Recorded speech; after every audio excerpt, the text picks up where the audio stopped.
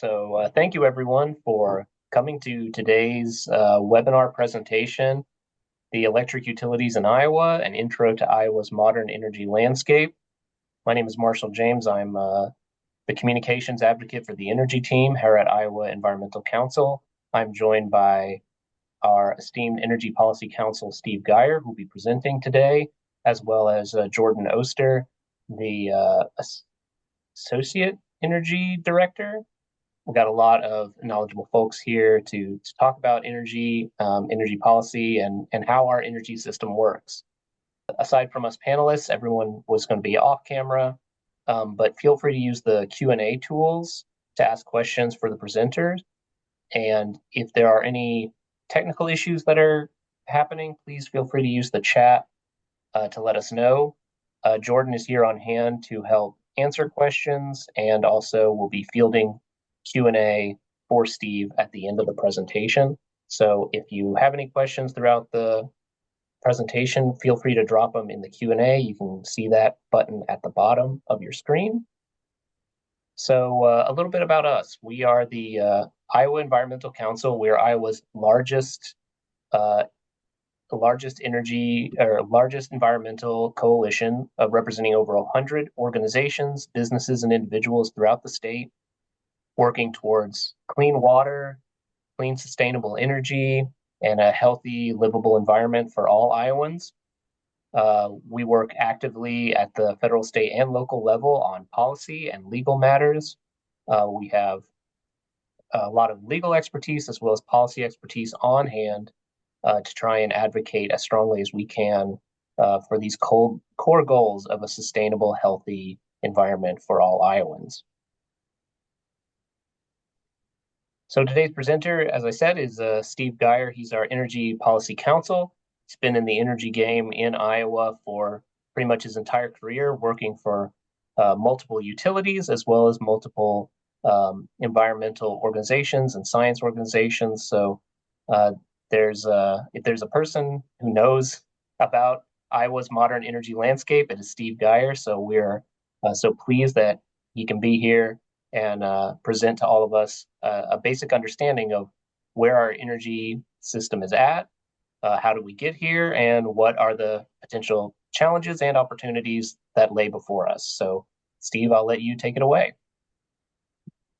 Thanks, Marshall. So I'm going to briefly say what today's presentation will not be. It will not be an explanation of basics of electricity. It won't be a basic science course, nor will it be a physics course.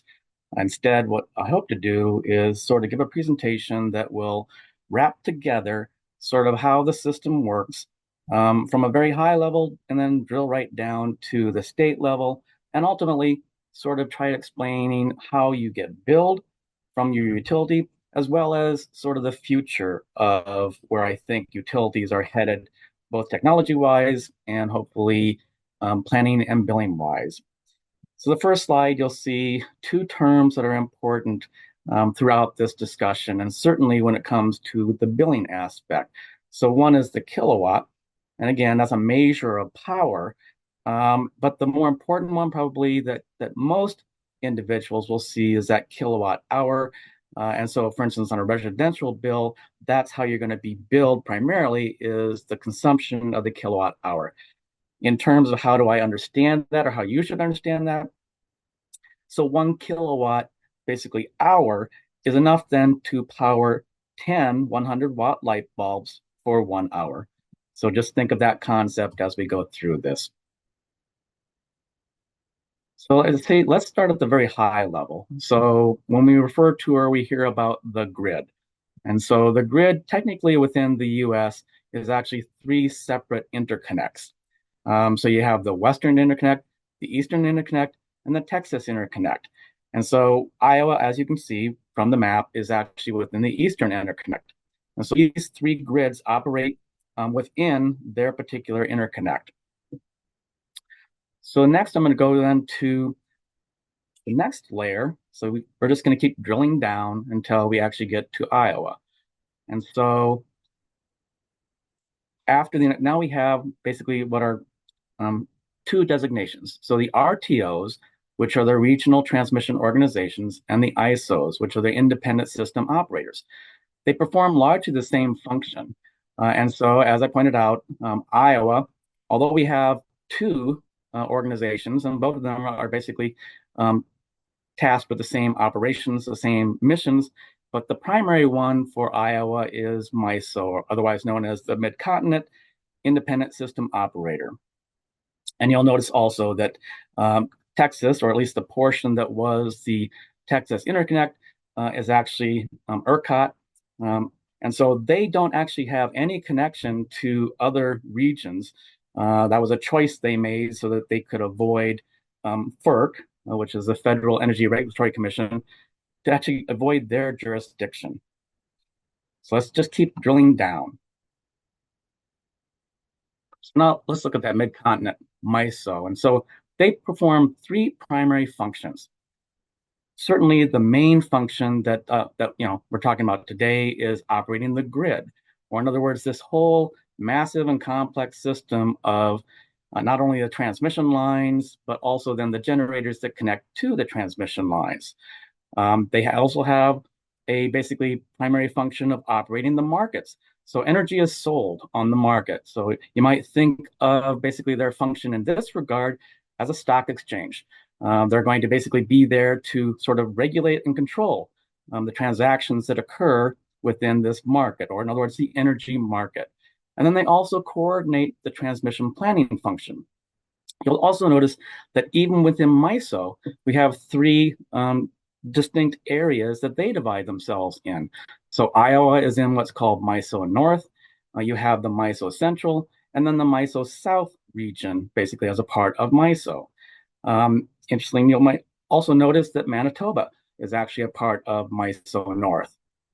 And that transmission coordination we're referring to, so things you may have heard recently, MISO has basically already implemented what they call the Tranche 1 system, basically where they're trying to put in new transmission lines. And that Tranche 2 is the process where they're actually now looking at how do we further expand the transmission system to basically control and be able to handle certainly all of the energy demands that we're actually looking at. So this is actually, in fact, yesterday's transmission system. And so when we look at this, I want you to note several points here. And I'm actually going to use an analogy also as I go through the presentation.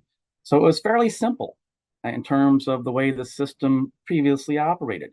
You had generation, which was in fact centrally located generation. You had a step-up transformer. You had a step-down transformer. You had transmission to carry that energy from that point A to point B. And then you have the distribution lines that then carried it to the house. The key point here is the energy primarily was deemed to have been flowing in one direction, from the generation to the household or to the commercial customer, whoever the customer might be. Also, in terms of planning, planning was much simpler. Planning really involved nothing more than predicting and planning for a sufficient amount of generation to handle not only then the demands of your customer base. Recognize that's a key here. You only had a certain number of customers, so you're going to project and did project what you think that their demands would be for the next year, the next 5 years, etc. That was based on the peak that they had occurred during 1 year. And then I'm going to basically project a margin that I need. That margin might be 10%, it might be 15%. That's then where I would receive approval for the generation I needed to make sure I could serve the customers in the system.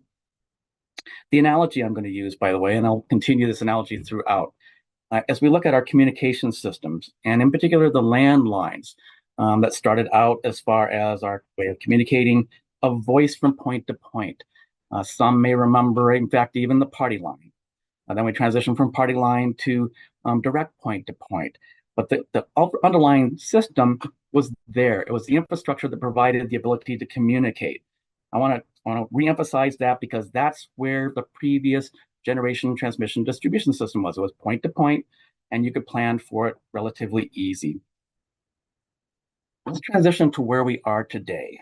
And we're quite a bit different from where we were, I'll just say maybe 10, 20 years ago. And so the generation is no longer centralized.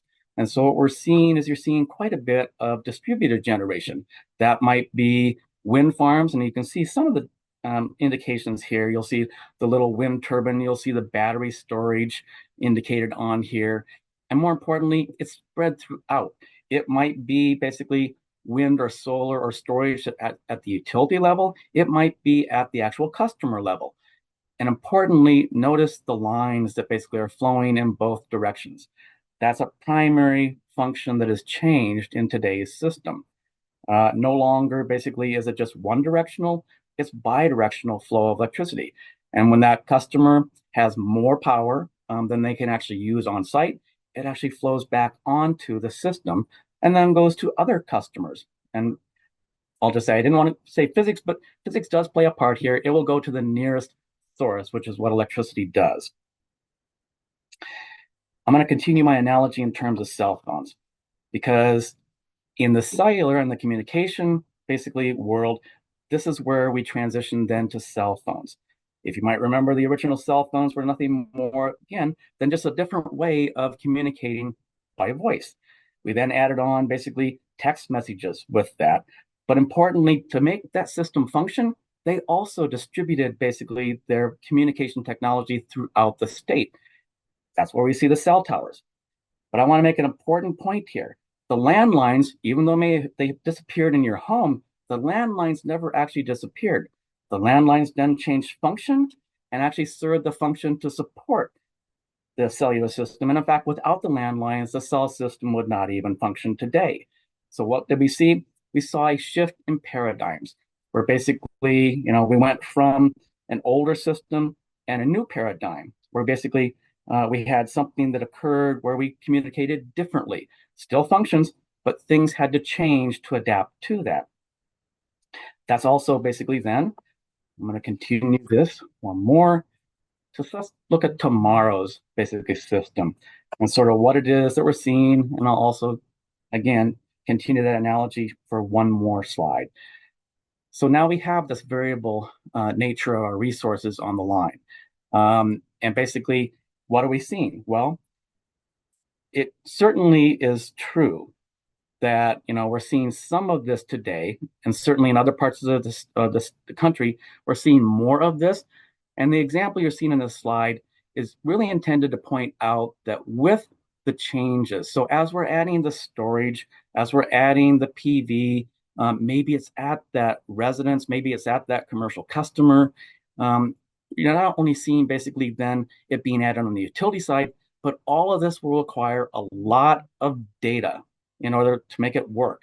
And that data also will be two directional as far as being able to control basically something that is in the customer's location, and vice versa. The customer will be able to actually look at real-time information to lower costs for them. Where's my analogy in terms of cell phones here? The analogy continues because if you remember, cell phones then move from just that cell phone to the smartphone. And so today we live in a world of smartphones where they're not only commonplace, but in fact, they're becoming almost essential to many of our functions. Again, we still have two-way communications, but more than that, we can control things with those cell phones. In fact, I can control basically, whether it's items in my home, I can answer a doorbell from anywhere in the world as long as I have that cellular communication that works for me. And importantly here, when that changed, the regulation of communications changed and how we were basically billed changed, as well as how those companies compensated basically, or were compensated for the services that they were providing. In other words, they adapted to the change. So one more slide, and this is just here to sort of further show where the system is headed. And so this is an example of a microgrid. And a microgrid's importance is that unlike, and I'll go all the way back to those demonstrations, the slide that showed the interconnection of the various states. You can have obviously total blackouts in areas. If the system does not remain synchronous, if there is one basically station that may, generation station trips, it may knock out a whole area.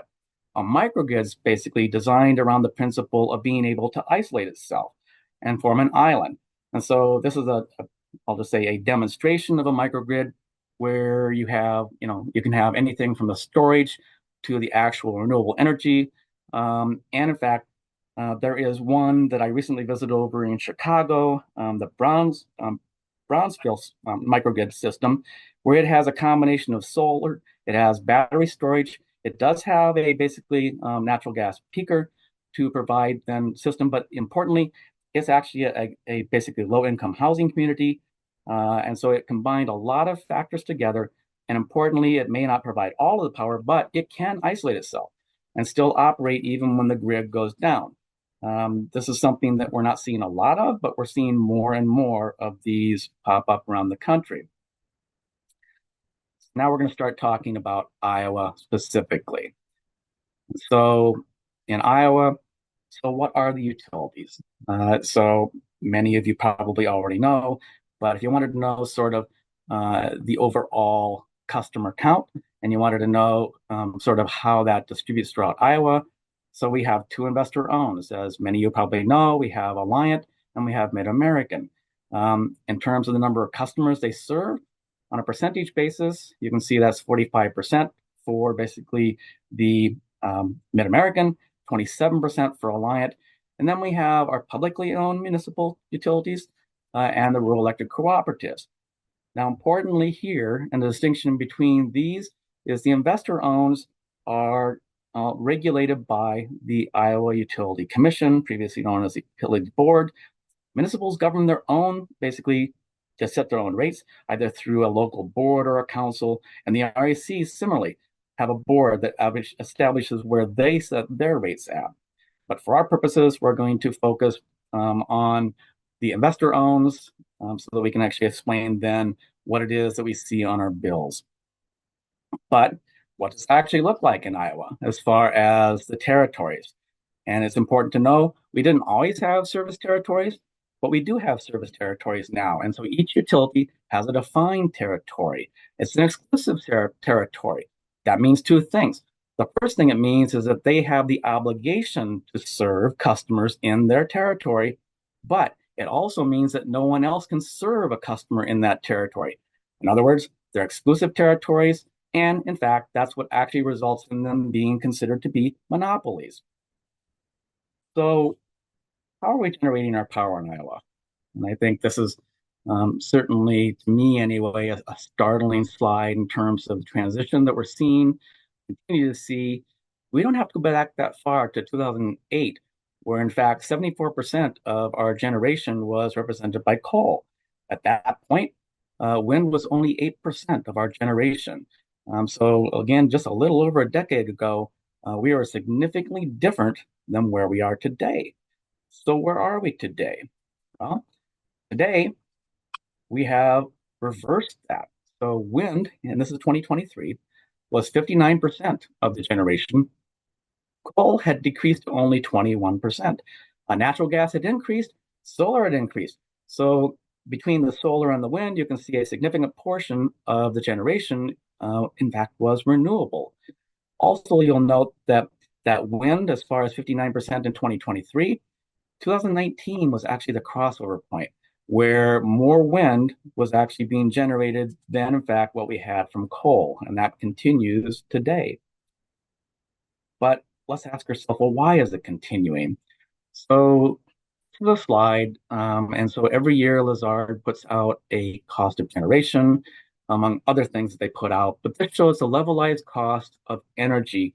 And so it compares them, all the different sources in terms of what it costs, and again, on a levelized basis. And what you'll see here, maybe you can see here, is so wind and solar are in fact the lowest cost forms of generation. They're going to beat out certainly anything new that's on the fossil side, where conventional energy is on the bottom there. And importantly, this is an unsubsidized, basically, view of the world. So even without the tax credits, this would still basically come in as a lower cost of generation.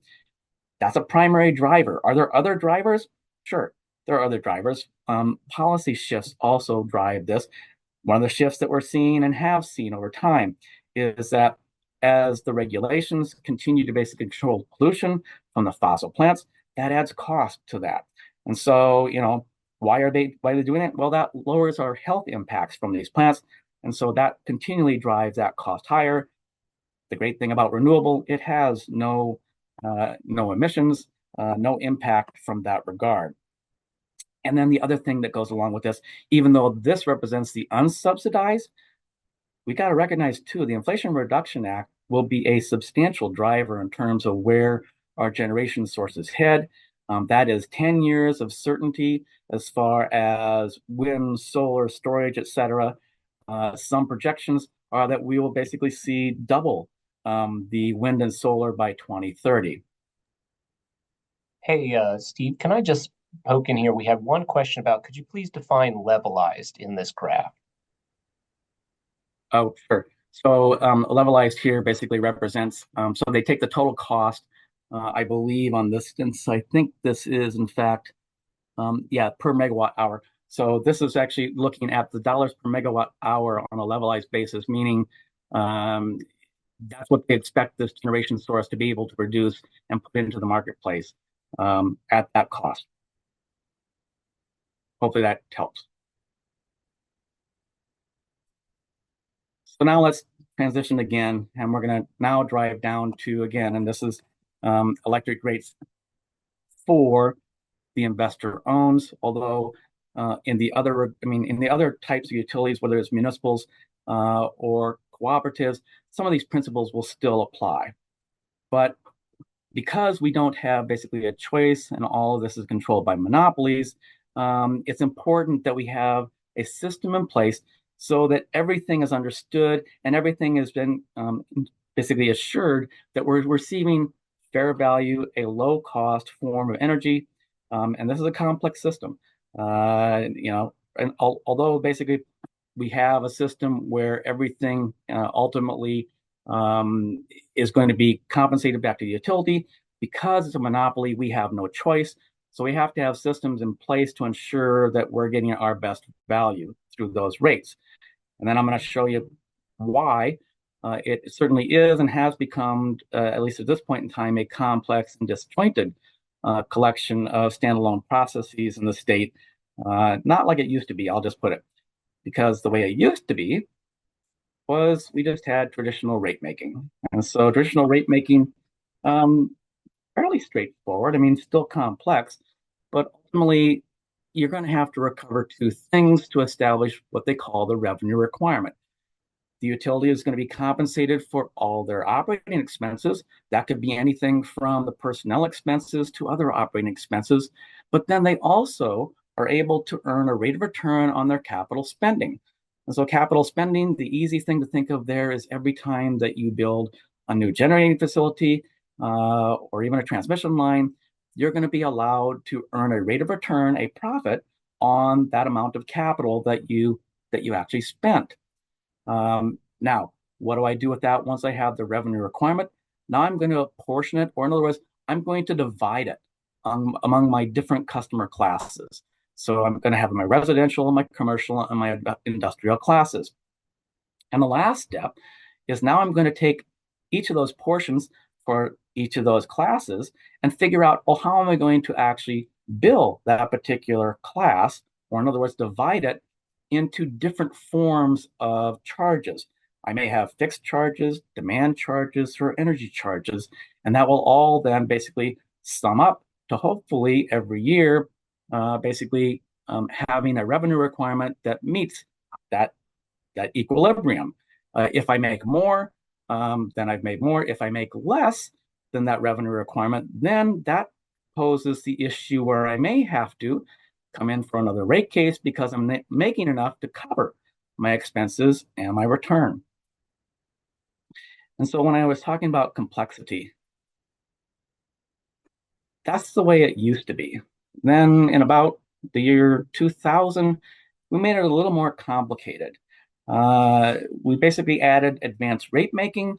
So advanced rate making is the process where the utility now can come in, and if they want to add more generation, it doesn't have to be needs based. All it has to be is deemed reasonable, The key with advanced rate making is that it allows the utility to, in advance of actually turning that first shovel, be guaranteed their rate of return for the life of the facility on that capital investment. The emission plan and budget. Similarly, before basically, for instance, a pollution control is added, they can seek pre-approval and the rate of return on that capital expenditure. Energy efficiency, I think you all know what that is, but so it's basically something that is going to hopefully reduce the consumption by putting efficiency measures out at the customer level. And then the rate case, which is the only process here that's supposed to be comprehensive, all-inclusive, and ensuring that we have just and reasonable rates. Of these 4 items I have listed here, only energy efficiency currently has a scheduled process. So every 5 years, there's a proceeding to actually ensure that we have an energy efficiency program going forward. The other 3 are all discretionary, and only basically the utility decides when to bring each of those. So this is I'll say, jam-packed little slide, but trying to basically demonstrate that. And again, as I explained, the advanced rate making, you have a system where ultimately, you get the pre-approval, but again, it doesn't have to be the lowest cost option, nor does it have to be, in fact, demonstrated for need. Iowa got rid of that requirement because we now are a state that is, by statute, encouraged to have more generation so that we can be an exporter of energy. And from a rate perspective, you'll note that basically, and by the way, that proceeding ultimately could wrap that into rates, but only in the rate case would you actually have that occur. And so then you also see the line here for the other expenses. You'll see the energy efficiency. These become riders. So you have riders and automatic adjustments that show up on your bill. In addition to them, what the rate case decides, which again, back to this explanation of what I need for my revenue requirement and how I basically divide that into the rates for each of the customer classes. So I'm going to take a little look then as we drive down one step further to explanations of what we're seeing or what you do see on your bills. This is actually from Mid-American and from their website. And so they take, I'll say, a good amount of time to try and explain the different things that you see on your bill. This is a residential bill, an explanation of those various charges. So you've got your basic energy charge. You've got your service charge, which is a fixed charge. You've got your energy cost adjustment, your transmission cost adjustment, your energy efficiency charge, and then this income tax adjustment. Importantly, for Mid-American, and again, back to this aspect of only when the utility wants to bring a rate case, we have not seen a rate case for quite a while, back to 2014. But also importantly here, when we look at these various charges, with the exception of the fixed charge, the basic service charge, everything else is a volumetric charge. So it's going to be based on the amount of kilowatt hours that you actually consume. And in fact, we're going to try and show that a little better by looking at, again, what they provide to show you how this actually looks on your bill. Again, we'll notice that, that fixed charge is up there, does not have a volumetric component to it, but everything else does. The energy adjustment clause is there to adjust for fluctuations in the cost of energy they have to purchase. The energy charge is actually the one that's determined, again, back in that rate making process. Transmission cost adjustment, same thing for adjustments to they encounter during the year for transmission costs. And the others are pretty self-explanatory. And then the only other thing that is not basically volumetric, of course, is the taxes and fees, including your local option tax, which is not volumetric based. Then I decided to show you also what Alliant basically shows, and this is for their commercial customers. This is where you'll notice a significant difference. We have other types of charges that show up for commercial customers. This is where we're going to see basically something called a demand charge.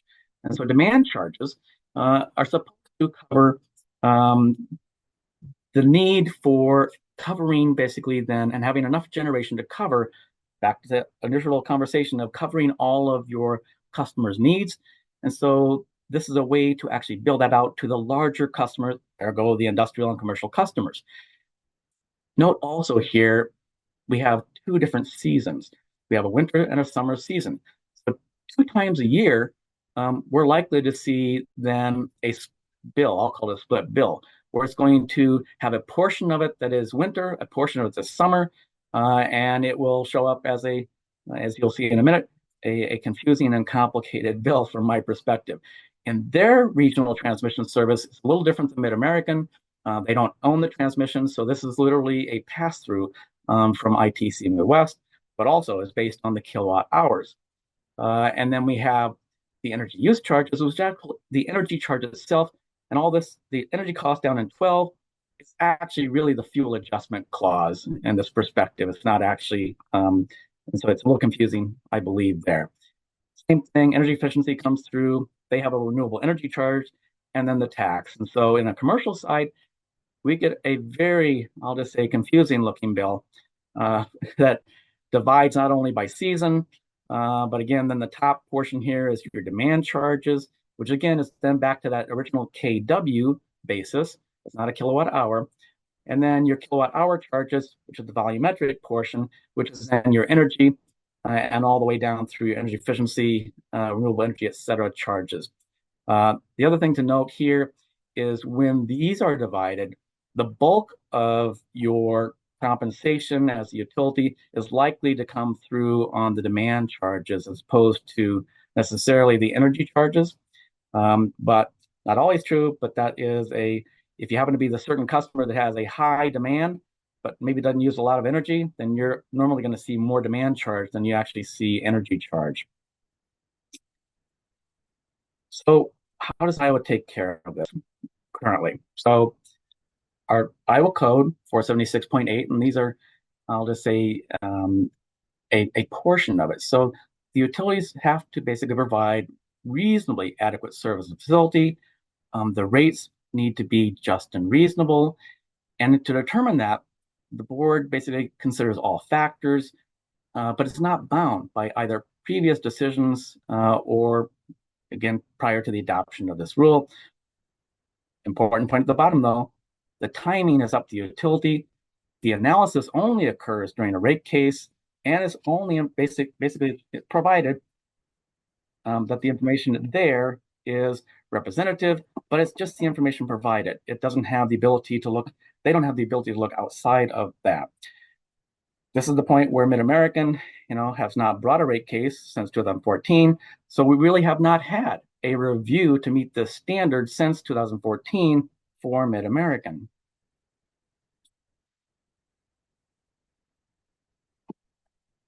So this was certainly something that came up during legislative session 2023.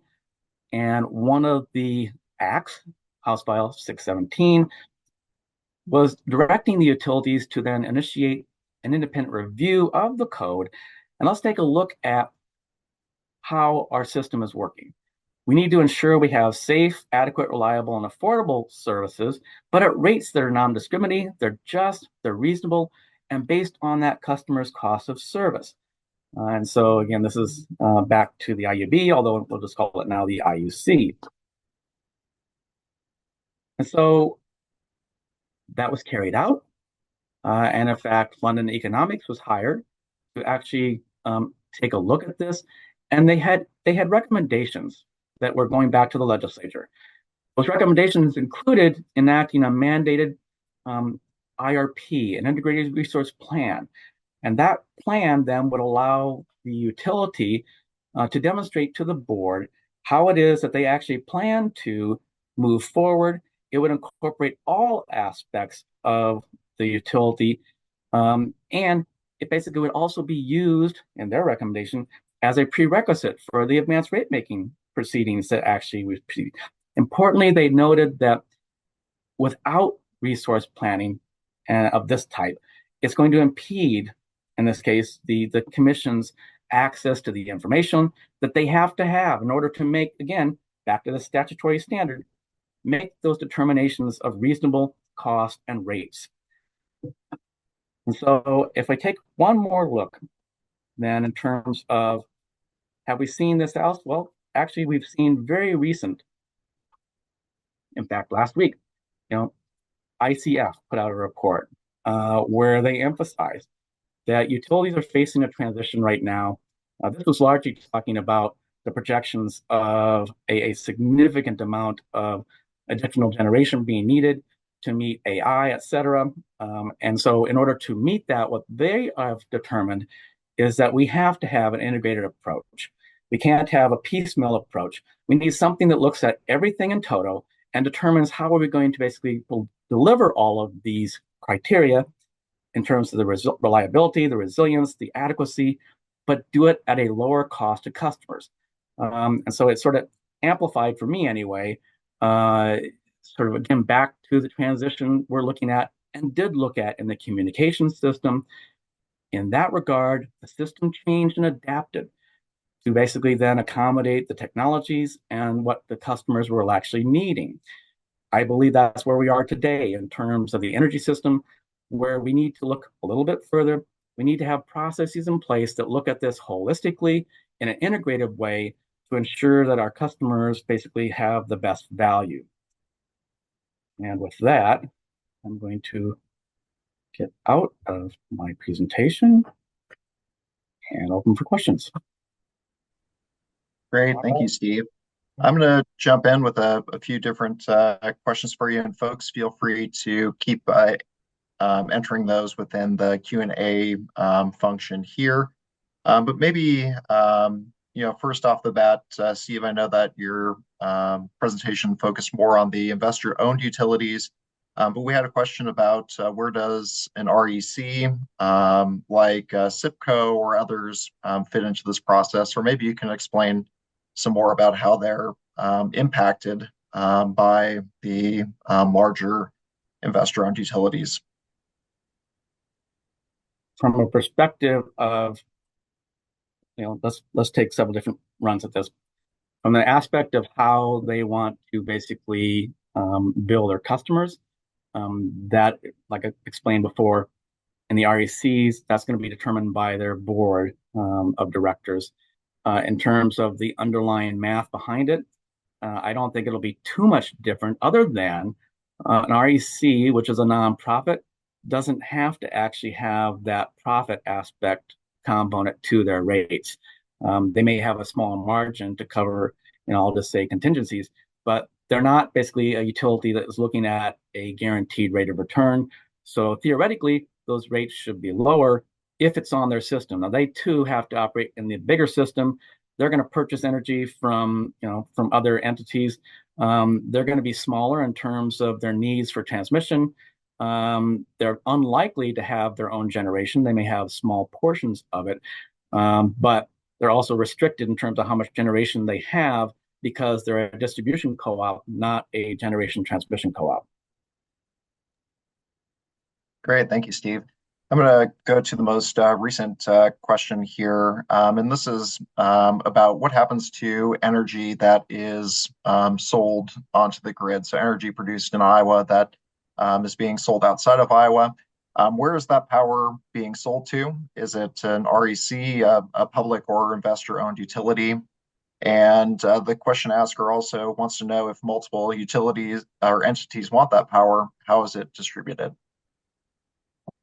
Sure. So let's divide this world into two. So if we are talking about what is called firm power, so these are contracts where the entity that's generating it basically signs a contract with a receiving entity saying that they basically agree that they will deliver a firm amount of capacity/energy to a firm at a set price. The other form that plays into the marketplace is then just the market where entities sell into the market. That normally is considered on a day ahead basis. And so it's literally the market works on the perspective of you put your basically your offer out there, and then it's whoever wants to take you up. So it could be an REC, it could be another utility. Until you actually complete that transaction, you don't know exactly where it's going. So it's not, other than firm power, it's not known ahead of time.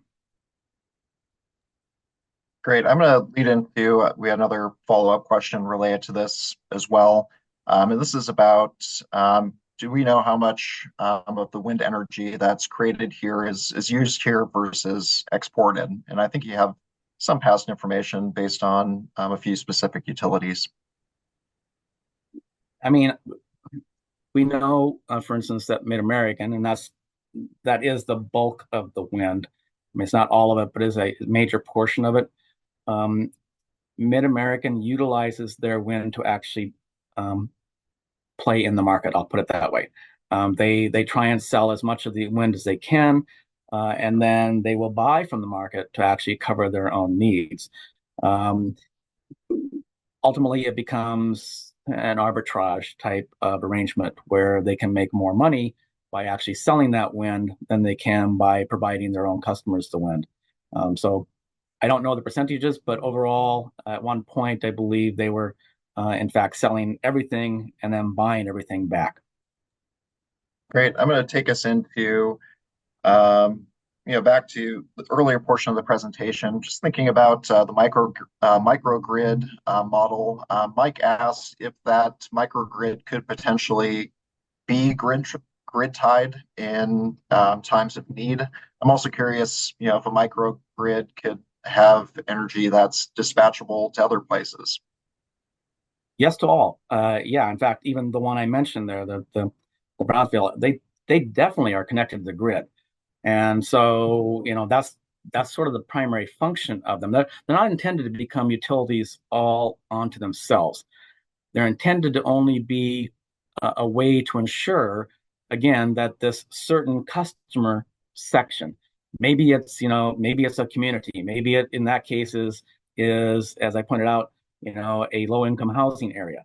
But the whole intent is not to actually, get off of the grid. It's merely to displace from basically the energy they're getting from the grid, and then with the ability to island themselves to prevent themselves from ending up without having any power. I think that answers it. If not, restate it. So No, I think that's good, and kind of looking at some other questions that are related here as well. We do have a question about battery storage and what role that can play here for short-term storage or again dispatchability when it's needed to other places. How do you see storage fitting into the future, especially when the knock on renewables is the intermittency and time of production? sure. I think storage can play a big role, and it may take a little time, but we're seeing this already around the country in terms of the way storage is being aggressively added. Both California and Texas have aggressively moved forward on battery storage. Um, it has helped them in many regards. And in fact, in Texas, they have already noted that storage has already prevented them from having, I'll just say the misfortunate incidences like they've had in the past. As far as where is that storage going to be located? California is a prime example where the storage isn't necessarily at the utility level. The storage can be at the customer level, as was pointed out in that one diagram I had. And it actually have an advantage over the customer-based, I'll just assume the utility-based storage. Once we reach that information phase where the utility has greater control of those resources, and by the way, Rocky Mountain Power has demonstrated this in a project they have in Salt Lake, where an apartment complex, I know some of you have heard this before, but an apartment complex that I think was a 600 unit complex. And so the owner put a battery in each one of those apartments. Rocky Mountain Power actually provided a rebate for each of those batteries, and in exchange, actually controls all of those batteries. The complex also has solar, by the way. And so Rocky Mountain Power controls all of that and utilizes that facility as a virtual power plant. And so I see much more of that on the way. FERC, Federal Energy Regulatory Commission, has FERC Order 2222, which actually was intended and will eventually, I'll just say, be approved by all of the various ISOs and RTOs to allow aggregators. And so those aggregators will likely then compile a group of facilities, storage facilities. It might be at commercial customers, it might be at residential customers, and they too will then act as market participants, utilizing a dispersed and distributed group of assets to function like a power plant. Do I see storage as coming? Yeah, it's just a matter of time. Excellent. Yeah, I'm gonna, it's a question that I want to ask you, and I see one of our recent questions here as well is about the federal tax incentives and the landscape for that. Yeah, I'm curious. Maybe a two-part question. What's there for utility scale wind and solar, but also what are some of those behind the meter options that are going to get more distributed energy on the grid? Sure. So yeah, I referenced Inflation Reduction Act. In terms of renewables and batteries, by the way, since we just talked about batteries, it's significant. And whether you're looking at a commercial customer or a utility customer, they're all entitled to the same percentages. You're going to end up with a 30% investment tax credit available on the wind, on the solar, and the storage. If you happen to be in an energy community, that will add another 10%. If you meet domestic content, that will meet up another 10%. So you have certainly the aspects of certain projects being able to automatically see 50% of their cost covered by a tax credit. Importantly, that tax credit doesn't have to necessarily be something that you have to have tax liability for. You can take that tax credit and you can actually sell it to another entity. And in fact, that's what Alliant was doing with theirs now in their most recent project, is actually selling the tax credits because they didn't have enough tax liability. So we're already seeing that occur. As far as, that's investment tax credit, most of the utilities, when they look at either that wind or the solar, they're likely to be production tax credits, but same thing. That is a huge tax credit. It's, I forget what the actual number is right now, but it certainly, and by the way, that goes for a period, I believe, of 12 years as far as a PTC credit, whereas the ITC is just a one-time investment. There is one criteria that makes a difference between utility and commercial. And that's just the size of that facility. So if your facility is above 1 megawatt, then they have to basically be constructed utilizing labor requirements in order to see those same percentages I've talked about. If it's lower than a megawatt, say a commercial customer, they automatically are there without having to necessarily meet labor requirements. Great, thank you. I'm going to take us back a little bit in our questions here as well. And you touched on this just a little bit, but I'm wondering if there's any more that you want to share about why we see so much difference in the rates between Mid-American and Alliant. Yeah, I mean, certainly you have two companies that have evolved over time through entirely different scenarios. One of the aspects that I mentioned before in terms of utilization of advanced rate making. So Mid-American has in fact used advanced rate making to its advantage. It has enabled it to put in a lot of facilities that then sell into the market, and it's that market basically rate and the ability to actually earn income from the market that then allows them to avoid having to come in and actually adjust the rates. And so back to the whole thing, we only adjust those rates at a rate case. And so if I can make income in another way, I don't have to come in for the rate case, as long as, back to the same principles, I need to make enough money to cover, basically my revenue requirement. So I have to have enough to cover my expenses, to cover basically my rate of return. And as long as I do that, I don't have to come back for a rate case. That's Mid-American. Alliant is not on that same level. They don't have that same advantage. They don't have a lot of excess generation. And so that's certainly one aspect that has created a difference as far as what we see in the rates. Beyond that, I'm not going to speculate as to what the differences are. Great. Maybe related to that, our latest question here as well. You did touch on this IRP, the integrated resource process, but Catherine's interested, are there recommended codes or policy changes that would help make rate making more streamlined and have better outcomes? So I don't know if you want to say anything more about IRP or other, legislative or policy prescriptions that could address some of these questions. I mean, certainly yes. I mean, I guess one of the things I did forget to mention, and it was another recommendation from London Economics, was taking a look at how do we compensate utilities. And so should we take a look at something like what's called performance-based mechanisms, where you are compensating the utility not for the capital they spend, but for the service and the performance that they actually have. That's a analysis that's going around in certain parts of the country right now. And so, yeah, certainly there are things that we could take a look at that go beyond, I'll just say, what is still sort of our traditional rate making approach.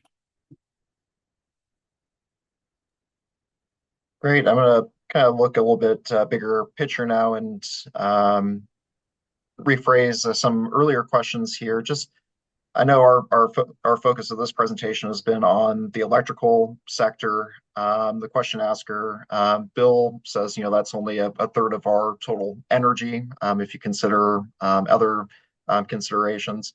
Are there other big things that we need to, bigger trends and things that we need to keep in mind, or pushes that we need to make around cutting carbon in other sectors? Sure. And I'll just point out that if we take a look at, in fact, trends that will cut carbon in other sectors, and so the two big sectors obviously out there, in addition, of course, to basic electricity, is in fact the building sector and the transportation sector. And so in both of those instances, what we are seeing is we're seeing incentives and trends to shift to electric processes. And when we shift to those electric processes, then obviously that increases electric consumption.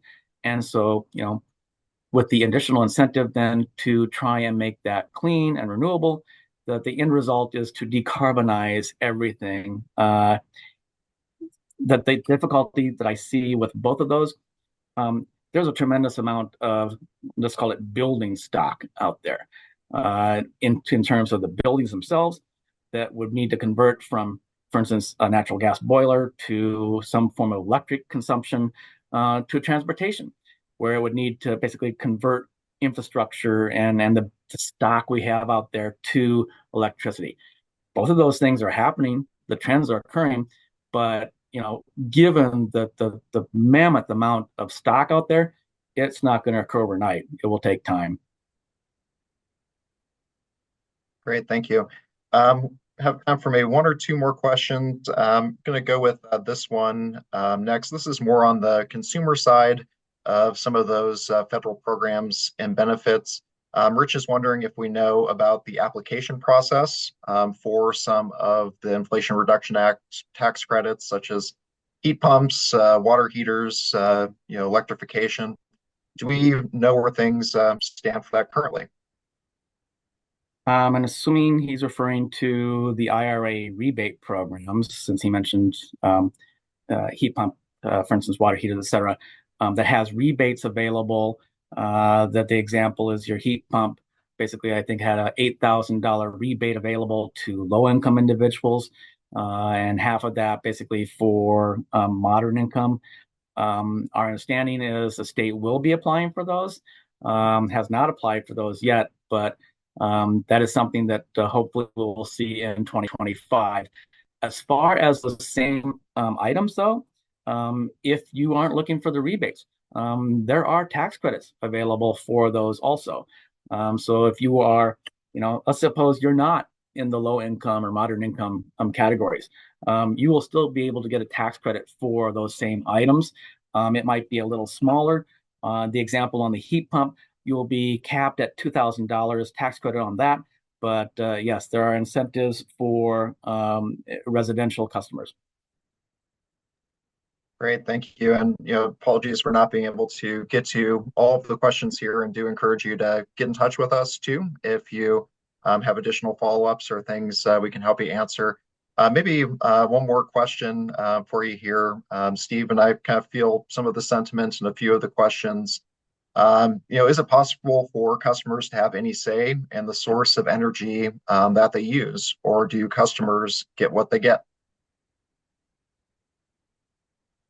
Yeah, that's an interesting question. I mean, because certainly if you had the ability to do it, I mean, you could control your own energy future if you wanted to and had the resources to do it.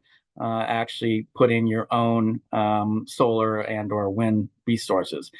As far as controlling what the utility does, sure, you can certainly participate in the proceedings, but I'll just point out that the downside to that, which is, um, you may not have the ability to either adequately participate in the process.